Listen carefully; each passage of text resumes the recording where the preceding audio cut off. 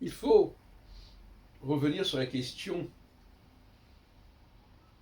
de la cohérence en astrologie. Il y a trois façons de concevoir la cohérence au niveau prévisionnel. Soit on fait de la numérologie. Alors avec la numérologie, voilà, il y a voilà, c'est tel chiffre, tel chiffre, tel chiffre, tel chiffre, etc.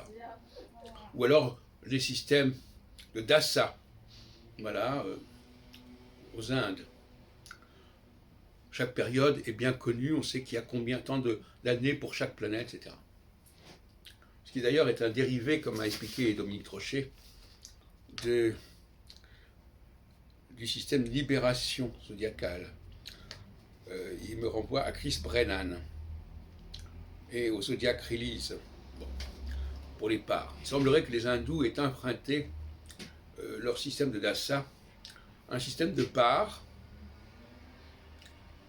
On connaît les travaux de Zola là-dessus, un système de parts, et pour chaque part, il y avait comme ça un calendrier avec des années qui se suivaient, etc. Alors ça, c'est la solution numérologique, si on veut. Il y a des chiffres qu'on met en place qui ne correspondent à aucune réalité astronomique. Et puis ça vaut aussi d'ailleurs pour les directions primaires, qui ne correspondent à aucune réalité astronomique. Et deuxièmement, il y a le chaos, c'est-à-dire l'astronomie, toute astronomie, et tout ça, ça crée un mélange absolument immangeable.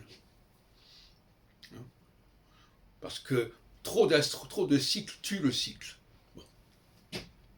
Donc d'un côté, on n'a pas assez d'astronomie, on a une certaine rigueur numérique. De l'autre côté, on a beaucoup d'astronomie, on n'a pas de rigueur, de cohérence des phases.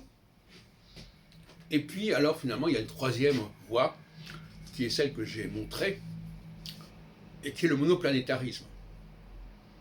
Le monoplanétarisme garantit une cohérence et une égalité des phases, plus ou moins, mais on n'est pas dans la numérologie, et on n'est pas non plus dans le désordre astronomique. Alors André Barbeau, et à la suite du Bouchon, avait trouvé une solution un peu bancale avec l'indice cyclique.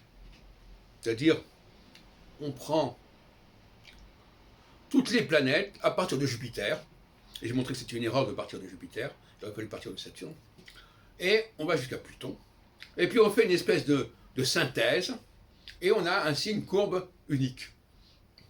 C'est une sorte de subterfuge en quelque sorte. On a l'unicité cyclique en combinant 5 cycles. Bon.